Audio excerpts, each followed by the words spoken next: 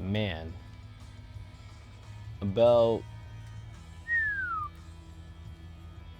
about 10 years ago, in 2014, a little show hit the scene.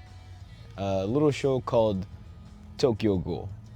And Tokyo Ghoul was a very interesting moment because while we had the mainstream really pick up in terms of Sword Art Online and Attack on Titan hitting the scene, kind of hitting the Americas and like inspiring all the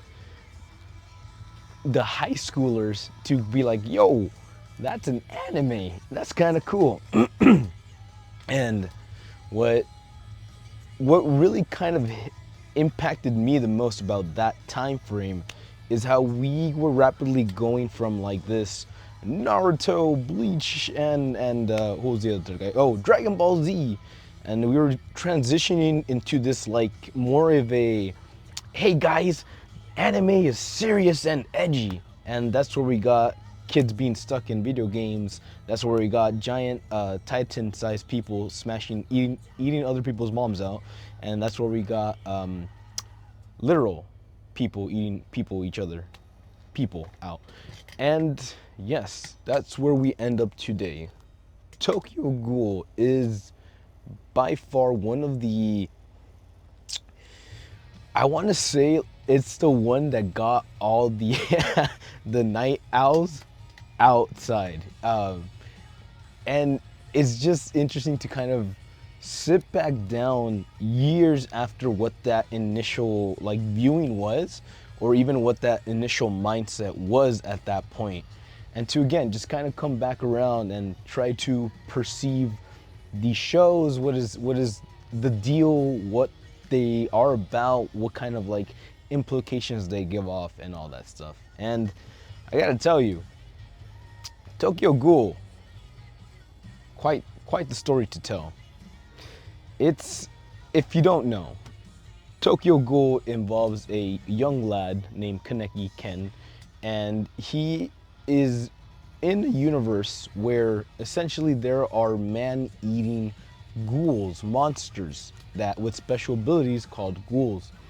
And while for the most part this isn't a huge widespread problem, the issue now is that there's been recent activity between those animals and the surrounding general public doesn't really know how to combat this, or at least defend themselves from the general madness.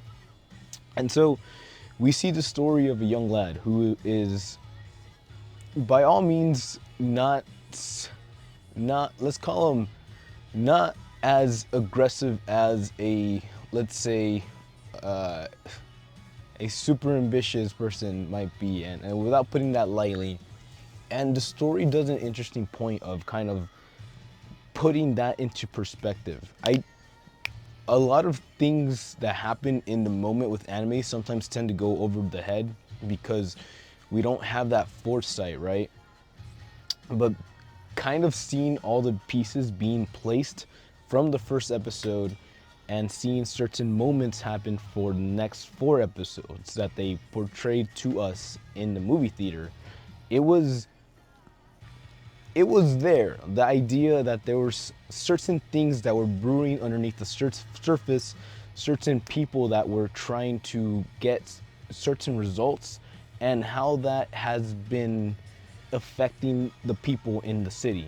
And it's a little, right, obviously it's kind of like, it always makes you think about that JoJo line from like, the stand user could be anybody, but like we're naturally attracted to stand users, so like don't worry, there'll always be some conflict in our universe. And you get a little bit of that from here. It does kind of reflect a bit to Call of the Night in terms of how there is this nightlife underground city, and there are certain people that are members to this exclusive circle. And while it can be all sunshines and rainbows within that circle, being in that environment, you tend to see just how much it takes to keep this facade or this kind of entourage going. And yeah, at the end of the route, we have the infamous scene, the infamous chair scene. Jason, Kaneki, chairs. And we have a moment, I want to say the defining moment of Kaneki and Rise, the internal conflict. Because for the whole beginning part of the series, we're left with the idea that this kid was raised in the household where he never really had like a, let's call it a authoritative figure. Maybe that's what we're going with here.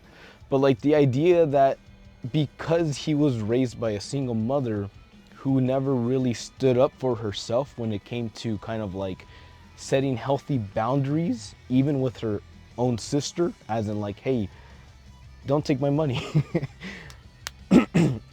It gave development to this kid to kind of pretend that that is the normality or the norm or the best way to confront any conflict, right?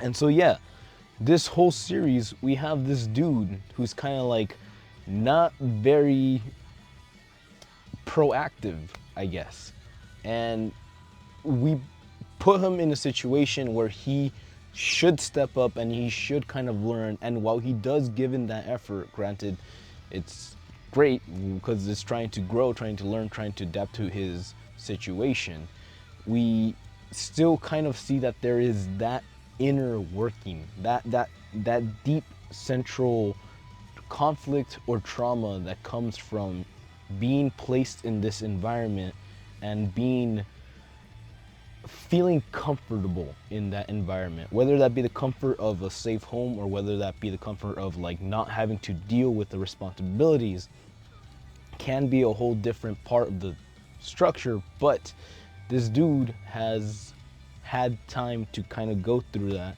and while it's been more or less forced on him, at the end of the rope we get the final,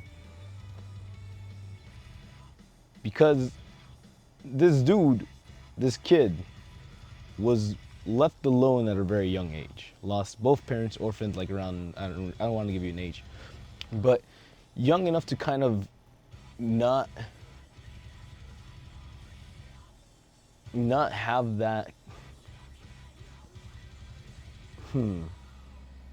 that weight, that communication. I believe because this guy was such a reader that he kind of shut himself in that universe, and it never really gave him something to grow outside of or to aspire. And that sucks because unfortunately we don't think he's a bad guy. He's pretty chill.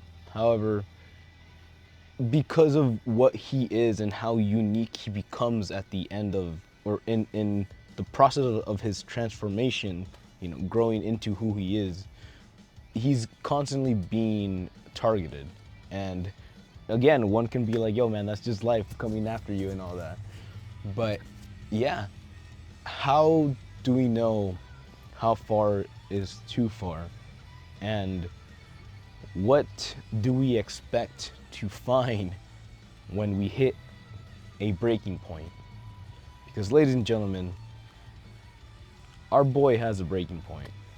And it is in that internal conflict of self-struggle where Rise essentially lays it out to him that unless you really attack and go for it like the animal that you are, then you will never find the peace. Which is a very, very hard pill to swallow.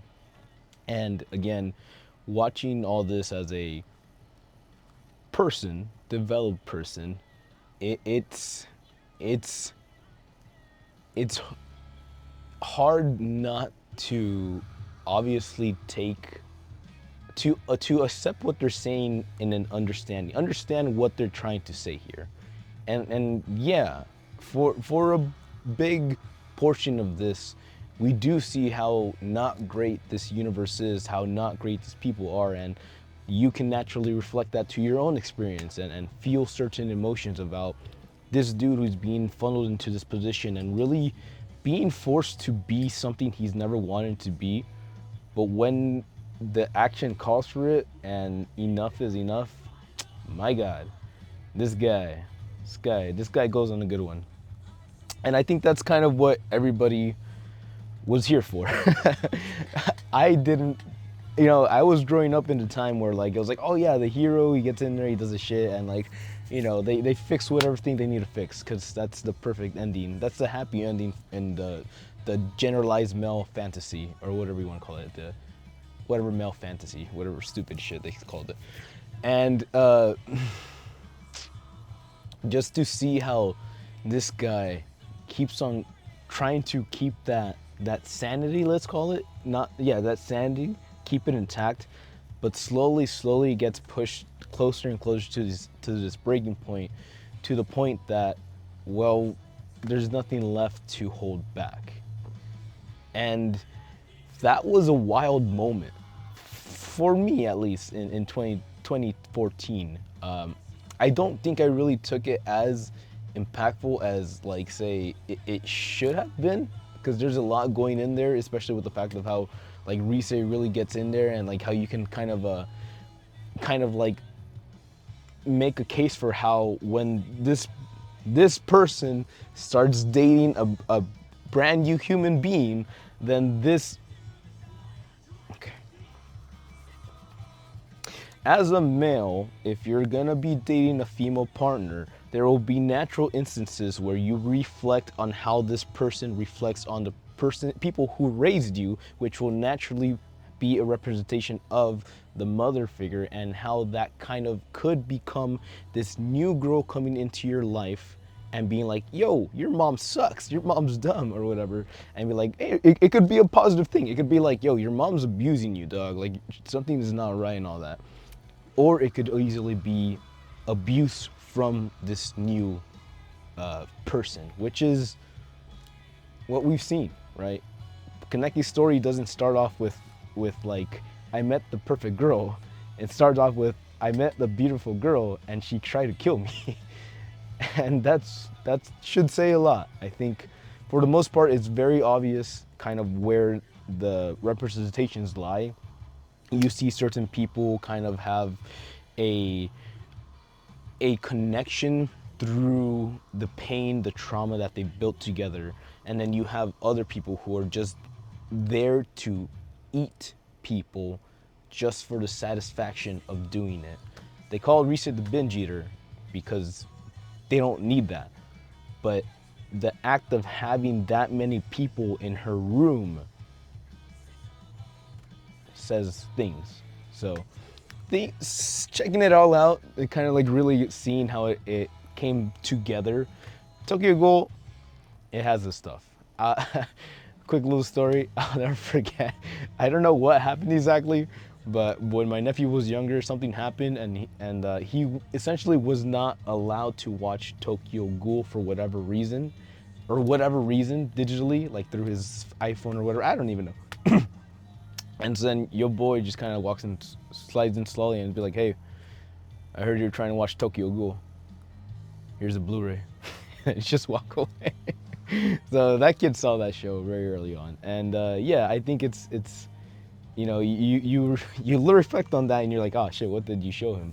But at the same time, it's interesting to see what kind of lessons someone like him would take into his future, and what kind of person that makes him. He's a nice dude, he's a sweet guy, but I obviously, if he's related to me, then I know he has like, every person has a dark, shadowy self. It's only a matter of questioning of how obtuse you will allow the shadow to grow, or if you have a responsibility to yourself and maybe to your community to try to understand it, accept it, and convert it into a positive force, or something or the other. But that, ladies and gentlemen, is the power of the Tokyo Ghoul. Interesting plot, interesting story. The battles are kind of like, it's funny because it's like an interesting deep thing, and then you start doing flips and punches and stuff, and it's like, oh, okay, we're going full Star Wars now. But yeah, so it has a lot of that stuff, and it is edgy as fuck. And if you don't know, that opening theme song, Unravel, fucking changed generations. So every time the opening played in the movie theater, we just hear everybody going like, oh shit, there you go. And so yeah, it's a blast. It's a cool time. I like that they decided to come back around and do a little presentation of the show. They compiled essentially 5 episodes from the beginning to the last final episode. And yeah, those episodes kind of hit. They chose pretty good ones. They chose strong emotional beats, and for the most part, I think if you were to walk into this movie theater and being like, I don't know what the hell Tokyo Ghoul is, you'd at least come out being like, damn, that was a story. Damn. And I guess that's where we want to be in this generation of anime. One thing I will say though is that this was literally episodes like glued together, complete with ending credits and opening credits. So I don't know if that was like a personal touch because they know how good those songs slap, or if now we're just getting super lazy with the anime compilation films. You know what I mean? So let's look into that one. But regardless, beautiful stuff, great stuff, fun stuff. I hope you get the chance to check it out. I don't know about that one. We'll have to wait and see. I think it was a one night only. Yeah, I think yesterday was a one night, which was a bit of a bummer because they only played it in English dub. So I saw the English dub, and to be fair, it was actually pretty good. Like if you all remember Funimation did the English dub for Tokyo Ghoul, and there's one specific character, Jason's guy friend, that has like a full voice and everything, and I just hear that guy and I'm like, oh yeah, it's that one dude from the Funimation guy. So it was honestly a nice blast from the past on that case. That was, I believe, recorded 10 years ago. So, or in 2014. So a good 10 years ago. So, man, time flies by. But that'll be. Make sure don't eat any ghouls. Don't go out with ghouls that night. That's all I'll say about that. But wait, there's more.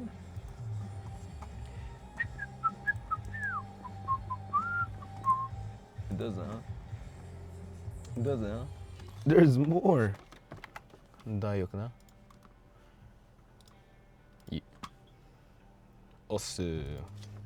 That's right. Oh, hold on.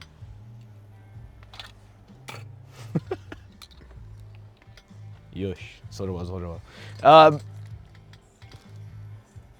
Jujitsu Kaisen. I don't watch Jujitsu Kaisen, but if I had a nickel every time someone was like, "Oh my God, have you seen Jujitsu Kaisen?" I'd have a few nickels. And so, like, regardless to say that my interest has been tested before. I believe I've seen up to like episode 3 or 4, and like I want to get into it, but for some reason, maybe it's the Naruto effect, the fact that I don't want to, because it is a group of 3 in the school, I don't necessarily feel like joining their lifelong adventure again. However, I know that that's not necessarily the case, and I'm out there and blah blah blah. But if you give me a contained, focused storyline of, for example, Jujutsu Kaisen 0, where we get the kid, right? I was like, that's fine. I know who he is. I don't know who he becomes, so this is completely fine. And then you get to this part, which is again more of a compilation anime compilation, but this is done a bit more, I think, well, in terms of how they don't have those ending cutscenes and they don't have those opening themes. This essentially is the backstory of Gojo Sensei, and I think one of the main bad guys. Again, I don't watch this show, so I'm really pulling at threads here, but I'm sure I've seen a couple of those figures in the promotional works for Jujutsu Kaisen. And, you know, I like to think I'm a smart guy, so I was able to connect a few dots here and there. And that was more than enough for a prequel with the OP guy. So, Jujutsu Kaisen is an interesting thing because it almost feels like anime has been anime was done with the edgy side of things. And then they figured out like, yo man, now we got the mainstream people in here. How do we keep the mainstream people around? And they go, poppy music. So I feel like there's been an interesting transition in anime itself, especially when it comes to the openings and the endings, to kind of have more of a like a EDM style song. And that's more clearly when you see the ending theme for the first ending theme of Jujitsu Kaisen, where it is them literally dancing to the sick ass beat or whatever. And so that's kind of the vibes that I got for this whole show. Maybe a little bit unfair, maybe a little judgmental, but the idea that like this was gonna be more of a stylistic approach to anime, and that like, hey, we're the cool kids, like shit like that. So that's probably why I stood away from that. And to be fair, that's pretty much everybody who comes up to me saying to go watch it is usually some person who's like, I'm a cool kid. So, but regardless, you got to give credit where it's due, because when you call something jujitsu, oh, which actually means like the spiritual elements, not kung fu fighting. It's them's fighting words, boy. Like real talk. That's fighting words. Jujitsu. Oh, you got some skills. You got a technique going on. All right. So show me your technique, but show me mine.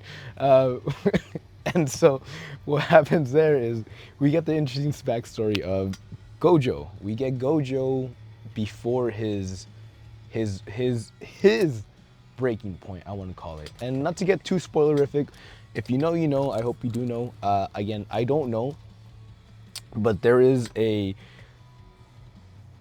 interesting storyline where they're essentially on a mission to take care of this, let's call it the hostage situation, the package, to take care of the package. And yeah, that's their job. So they spend time with characters. You kind of start to see how they interact in their school life.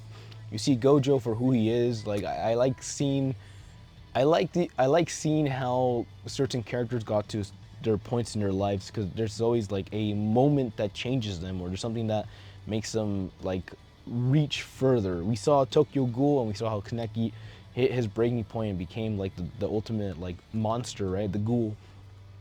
And then we know how Gojo is like this overpowered badass guy with the glasses and all that, and the big blue eyes. But it's a little boring for me if I don't know how he got there. And I guess that's a little selfish on my end, because you're gonna be like, Superman, man, what more do you need to know? Mr. Goddamn Terrific. But for in my humble opinion, I think a supersonic punch is worth more when there's actual weight and emotional gravity behind that thrown punch. So to kind of see these two kind of like have to combat and battle with each other, and just trying to one up the best friend like over and over again, the usual rivalry setting, on name of impressing a girl or whatever. And yeah, we see this two parallel path, almost like Star Wars, if you want to put it in that section. We're building up to like to this point of differences where the two leads, the two best friends' main ideals no longer are able to be seen eye to eye. And I'm like, that's cool. That's always, I'm like a sucker for those, because it's like, it is Naruto and Sasuke back at it again. Damn, Jujitsu ain't beating these Naruto allegations, man. So it's interesting to see these guys like get in there, trying to like level up, trying to like understand their powers, and to get to the point where, yeah, they just go for it, man. That being said, Jujitsu does have the animation. This is Studio Pierrot, which is Naruto, actually the same people that animated Naruto. So if you needed any more reason to think that this was Naruto, this is goddamn Naruto. But yes, we get there. We get there. You see that mean guy? He gets there. How does he get there? You're gonna have to watch the film to watch and find out. So, if you haven't seen Jujitsu Kaisen, there is a compilation film that will naturally come over to Crunchyroll, so you don't have to go to theaters per se, But if you're curious about it, it exists, and you can watch those episodes on Crunchyroll. I I really want to learn more. I want to see this. I do. And I feel like that's the best thing that these compilation things can do for the series, is that I see this and I go like, damn, shit's serious, man. It's pretty serious, man. Now I kind of need to know. Now I want to know. But the question is, will there be enough time, and can one make that commitment to actually sit down and do that rather than doing this, that, and everything else that needs to be done? So, well, think about it, hey? I don't know if Jujitsu Kaisen is done yet. I want to say that they finished their series, but I also feel like they might be on their final season, kind of like how every other freaking anime is taking like 3 years to finish their final season. But if I get confirmation and that happens, I will definitely try to make it happen. And maybe that will be our next journey of anime, going through Jujutsu Kaisen, watching the series, and seeing how our thoughts change with the characters and the seasons. So that's where we're at with that. Gojo-kun, he's alright. He's pretty cool. I actually really enjoyed the other homie. I'm not good with names or whatever, so like I'm just calling him Homie B, the main homie. But it's like this guy right here, cause this guy is like, he starts off as like the good guy. He's like, yo man, you gotta work with the rules and all that. And it's like, that's also a really interesting take on the breaking point. The breaking point where, cause it's just like Kaneki. He can no longer be like, you know what, fuck these rules, man. I'm gonna do this shit my own way. And that's what happens. That is the danger zone of the full like acceptance arc when it comes to a young male finding themselves in this crazy hypnotic world.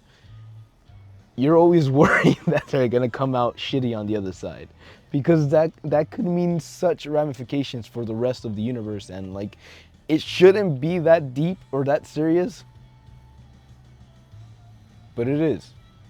So it's those moments that kind of really help open up and inspire and maybe like rethink certain moments, to where you go like, you know what, you never know what this guy's thinking, and like what he's had to go through, or what he's had to give up, or like what he's going through at this moment. Especially when like I see this dude and I kind of like, I understand where he's coming from, and like, as shitty as that sounds to say out loud, it is true. Like, it is rough. Like, there is a moment where like he holds back from like obliterating people who clearly do not care about them, right? It's a long-winded way of saying that they're being praised for something they would never have wished for, and these dumbasses are out there congratulating them for doing this act that they did not want to do. So it's very easy for someone who is feeling a lot of emotions to just go, you know what, fuck this, and flip a switch. But he didn't, and that shows some sort of restraint. And it's crazy too, because we get into this whole conflict of like, well, the restraint only comes from not having things. So you're trying to implicate like borders for the people that can do these things. But the question is, should we have those borders implicated for responsible reasons, or is it another like endeavor in total? So yes. it's deep, man. When you can fucking teleport and you can create black holes with like the flick of your wrist, look at the wrist, then yeah, maybe you need to start asking questions as to what should I do with my life, and what can I do in this universe, and what is fair. Not necessarily fair that I shouldn't be doing things, but what is fair in terms of like, what's gonna make the party best? What is gonna make this party even better? Or what is gonna make this party worse? And do I wanna be that asshole? Or do I wanna be the life of the party? But hey, Jujutsu Kaisen. All day, every day. We'll catch him. But until then, check it out. I don't know. I'll have to check it out. I've seriously been told by like multiple people to watch Jujitsu Kaisen, and I'd be like, yeah, I'll watch it, and I never watch it. So it's like, it's on me at the end of the day. But I just needed that convincing that this actually had substance behind it, and now I'm fairly convinced that there is a strong plot within this story. So, am I gonna pick up my old Naruto headband and whip back on for Team 7? Maybe. But first, you get those Burger King cups. So, until then, you boys gotta get that burger. Well, thanks for watching, you guys. If you like any of this anime, I would say definitely go check it out. It is anime. Anime is fun.